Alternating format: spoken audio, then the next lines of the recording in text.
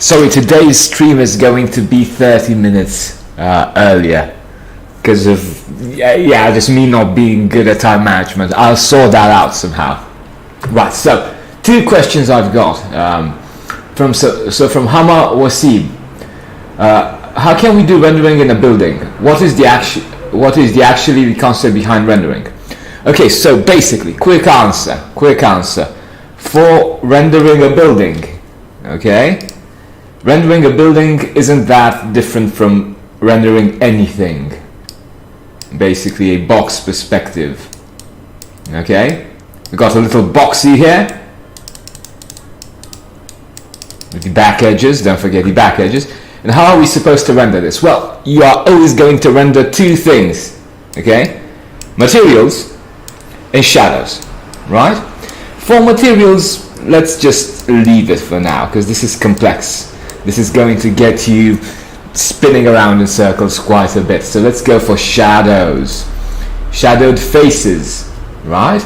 So basically all our volumes, because we are architects, we love texts. We love to show volumes, just like Mr. Le Corbusier said, in shadows and light. Okay? So we are going to have shadows towards the short edge. Always, always, always. Okay? Always. That's the one. Okay? Always, always, always. So it's like an axiom of architecture and architectural drawing, right? Okay? And that's how you render a building. You render its shadows, right? So let's render shadows here. You see the shadowed faces, and then the cast shadows. You see, this is a half cylinder, so it's going to have a different type of shadow that goes around the curvature, right? So that's thing number 1, the shadowed faces. And then obviously you got the inset faces as well, right? The underbellies, like under, right? This is like a canopy, and then the bit under is also rendered, and it's actually a bit darker, okay? And you see that here. Materiality, you can see the glass thing, wood texture, a lot of things, right? I recommend you go for this more abstract look. One rule I want you to apply, and take it now, take this idea, note it down somewhere, and apply it in all your drawings. Drawings need to be darker, in front, and they get lighter as they go in perspective. Okay, so shadows, being a part of the drawing, need to have darker hatching in front, so you mimic that the building is closer to you, and then it goes in perspective. Okay, hopefully I answered the question. Let me know if you've got any other questions, Hamna. The thing is, just go and get the 5-day intensive, free course, get started with drawing the right way, right? Become the real deal. And another question I got, and this is a interesting one. I get scared when I have to draw something because I know I won't look like what I had in mind. For that, it takes me time to make that. Yeah. So basically, you're afraid of rejection, right? You'll basically always be afraid of rejection. But basically, what you're saying here, I think, is that you imagine a building is going to look away, and you don't want to draw it because you're sure, you know before that it's not going to look like that, right? When you draw it. So you are going to kind of disappoint yourself, right? Well, yeah, that happens. That happens to me as well. And I accept that, I was just like a short story talking to a friend, and like a really deep person, right? And he goes like values, people, like people come into your life, they go, blah, blah, blah, and he was like, it's really heartbreaking in a way, right? And yeah, with drawing as well, if you've got an idea and you can't draw it, it's heartbreaking, it's not nice, it's nasty, right? But 50%, this is how I see it, so I can basically stay sane, right? Because let me tell you, these drawings, I don't know how they ended up looking like this, I don't remember, right? 50% is what I plan for, right? I know I'm going to draw like a prism house, I know, so I have the facades, and I just go for the drawing, I just go for it, right? And the other 50%, right, is going to come off the drawing itself, right? Most architects analyze things, they overanalyze them, they want things to be perfect, And even future architects, and it's like a built-in instinct in people. Ignore it, because it's not going to help you. 50% is that, and the other 50% is going to come from the drawing board itself. Let me tell you, all my good designs, all of them had a craziness about them, right? Why? Not because I had that idea in my mind, because the drawing itself showed me that idea, right? So the drawing itself created the solution. So these two, the things that you imagine and your plan, right? And the things that come from your drawing, from the paper itself, these two working in tandem, and you've got a win. It's not going to look like what you imagine, but that's fine. It's a skill set, right? Being a skill set, it's not completely mental or emotional. It has like a physical aspect to it as well, right? Boom, let's get started. So, Inset house crit. So this is an assignment I basically nicked from an architecture school, right? I have to be honest. It's not my original idea, but it's a very, very good assignment. The solution, though, it is kind of me with one of my students. So basically, you've got this. It's got like this wall. Just sketch it really fast, right? And you cut a bit of it out.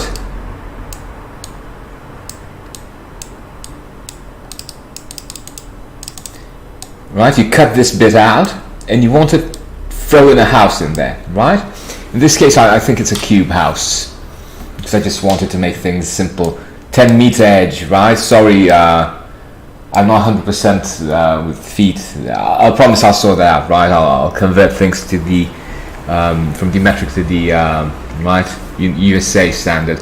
Okay, right? So basically, 10-meter house, and what happens here? You need to basically throw it in here and make it work, right? Well, one thing I can tell you is that it's probably more than 10 meters, to be honest. There, probably close to 15 or 12. Damn, really professional. Well, architecture is sometimes you have to have things like this happen. You improvise. 1 second. Higher, MD. Thanks. Yeah. Shadow, shadow is really important. Shadows are very, very important. Le Corbusier, architecture is volumes in shadow and light. Okay, leaving that aside for now. Sorry, the stream is a bit earlier today. Again, sorry, it's just my bad planning. Tomorrow is going to be 100% on point. Okay, so you got this little building here, right? Well, it's going to have 4 levels, and this is how it's going to look like. Okay. Keep in mind, horizon line really low. You could add a base to this, like a meter base equals 5 steps.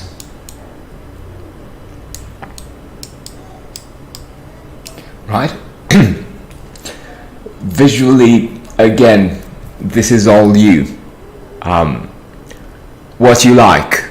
Okay, most designers, architects, people that want to get into design, they just put a lot of emphasis on this, too much emphasis.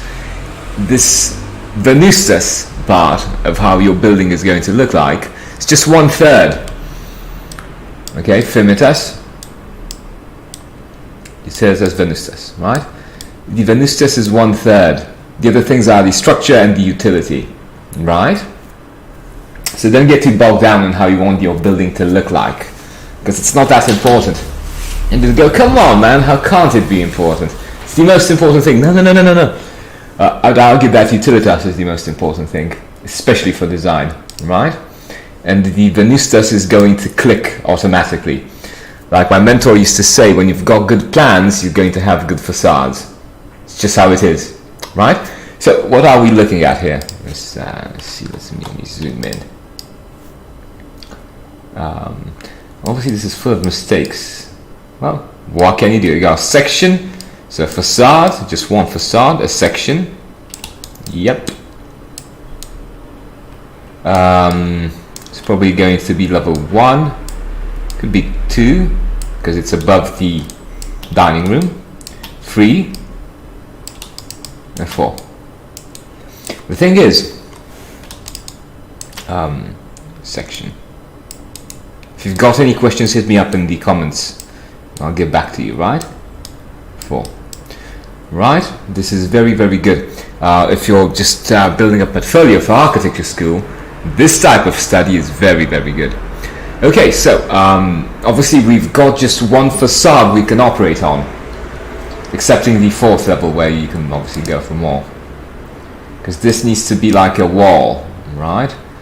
In fairness, it should be a double wall because it's got a more important structural element to it, but regardless, let's ignore that for now.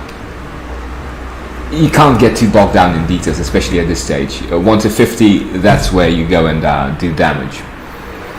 Okay, so what do you have here? If this is the entrance, you enter this way, and you've got, a toilet, very good, a bathroom, visitor's bathroom, but it could just have like a, wash basin and a toilet.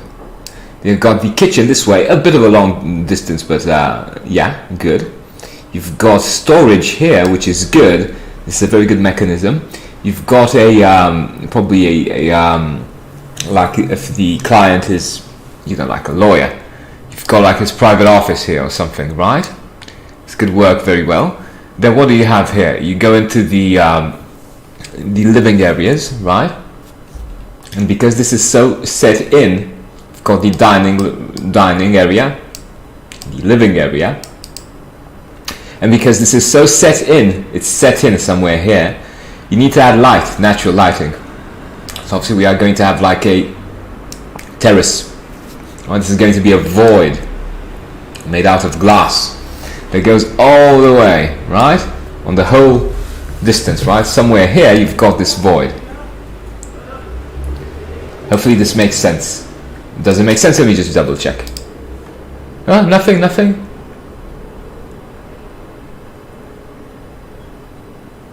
Current view size. Alright, fair enough.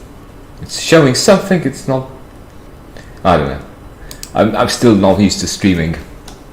I'm much better at doing the work itself. Right, so you got like second level, you've got a double height living room, which is very good. Because again, you compensate the natural lighting, right? Then you've got the master bedroom, and you go in, you've got like a double sized bed. You've got a dressing and a bathroom, very good. You could also add like a, I don't know. Well, sometimes I think, why not go this way? You have your bed here, right? With a bit of a toilet, they call it here, and. Obviously you can have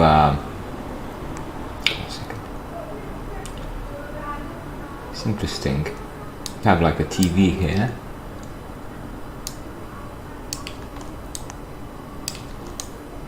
thoughts that I haven't thought of for months and months, right?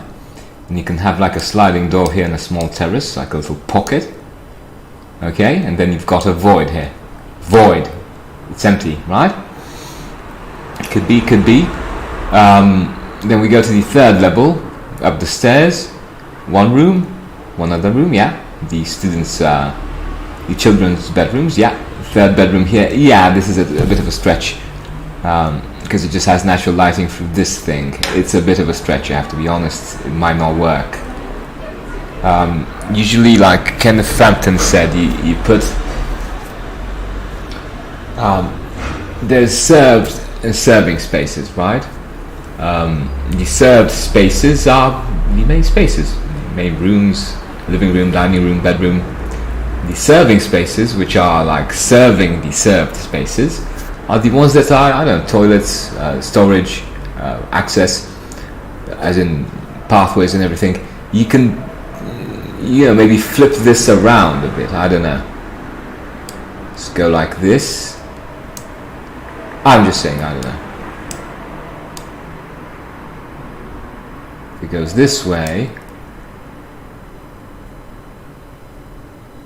because this is a good layout with two bedrooms with a bathroom between them.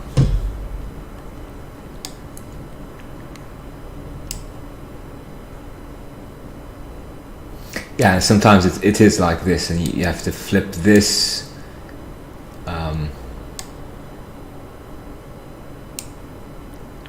And this could still be here, and then it has even less space. Yeah, it's a bad idea. Right, the best scenario here would still be this, the light well thing. I just need to think about what function you could have here, because this is a bit of an unusual situation, right? You don't usually have buildings that are so, you know, don't have natural ventilation on all sides, right? Like a dungeon bedroom, right? And number 4, then you've got another access point, right? So you've got the main access point here, and you've got the top access point here. You've got the stairs, light well, another kitchen, yeah. Right. Well, this is actually a 3-generation house as well. So you've got like 1 generation here, 2nd and 3rd. I think you can still have transform this somehow into a master bedroom, right? Again, this is stuff that was going to take weeks and weeks of study time to get right, but for this quick design, which basically takes probably around 20 hours, so 2 hours a day to finish, with hatching, with everything. So again, this is a design, right? That's all right. We've got another, a living room, dining room, kitchen. I personally like the storage and toilet, visitor's toilet thing. It's very good. Yeah, this is very good. You could say you got like this made out of full plane of glass. Yeah, you could, yeah, attempt that. I don't know if it's legal or not. Kind of tangles the not legal, right, like part. So it's like you can't, you basically can't construct like this. But again, you know, obviously you could maybe just add like another exterior access or something, you know, and just maybe inset this a bit, because it goes in just like a level. So if this is the ground level, yeah, come on, you could just inset it here again a bit. You've got like this separate access point, you know, and you can have, let me see, like an access point here, window here, right? And this looks a bit better, and it should have its own basically dressing room and toilet. Basically that eats into this. It's probably going to be with a bathroom here somewhere for the 2 children's bedrooms, right? This needs a bit more time, I have to be honest. You know, it's not something you 100% do on the spot. Okay, any questions? Nope, no questions. Okay, very good. Let's access. Yeah, and you've got a very good layout here. Yeah, I think this could be the best solution, and like you got some got like an exterior access here as well. They call them in Romania English courtyards, like these ones. Got ventilation this way, which could be very, very good. Okay, right, let's have a look really fast at the volume. So as I said, like the terrain is going to go towards the 3rd level. So imagine this has got like a wall to it, and yeah, visually I understand this cut. It's very interesting. Okay, it is. Just mark it with a different material, textured material. Strong canopy here for the entrance. how to get the entrance off the ground, at least 3 steps. And that's kind of it. You could benefit from another perspective from the entrance. Oh yeah, crazy neighbors, right? And obviously that idea, you design it in perspective, you throw it back in facade, okay? And that's it. That's the one. That's a slightly better version of this design. Obviously it needs graphics. It needs that clarity, line drawing wise, okay? This is probably a B2 paper, I think, a 50 by 70 centimeter paper, right? So what you need is to basically get a large piece of paper so you can draw all the plans together, okay? And perspective wise, again, entourage wise, it's on the street somewhere. So you could benefit from the tiling. Again, show a lot of nature, trees, okay? Yeah, nature everywhere, nature everywhere. Okay, that's going to add a lot of context. You can go for the crazy border for your main perspective that goes around like so. Right, around the trees and shrubs. If you've got shrubs here, just make them stand out. People for scale. Maybe lower. Okay, and this is interesting. This is starting to look like an interesting design. Obviously you need a model for this. These ideas, you test them out, right? You draw and design them, but then you have to test them out. Okay? Right, if there's any questions, just let me know. And yeah, I'll get back to you, okay? And if you haven't started, then go for the 5-day intensive. It's links are in the description. It's 100% free, so you can go and grab the course and basically send work over for review and start drawing, okay? That's the trick. You don't need to just look at what I'm doing here. You need to start drawing, okay? Applying this stuff for yourself, okay? Talk to you soon. See you tomorrow. Any questions, hit me up in the comments box below. Take care. Draw nicely.